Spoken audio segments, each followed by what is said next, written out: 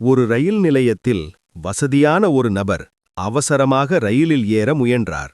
அப்போது அவருடைய ஒரு காலணி தவறி தண்டவாளத்தில் விழுந்துவிட்டது. ரயில் நகரத் தொடங்கிவிட்டது. அவரால் இறங்கி அதை எடுக்க முடியவில்லை. உடனடியாக அந்த நபர் தன்னிடம் இருந்த மற்றொரு காலணியையும் கழற்றி முதல் காலணி விழுந்த இடத்திற்கு அருகிலேயே வீசினார். இதை பார்த்து கொண்டிருந்த பக்கத்து இருக்கை பயணி வியப்புடன், "ஏன் இப்படி செய்தீர்கள்?" என்று கேட்டார்.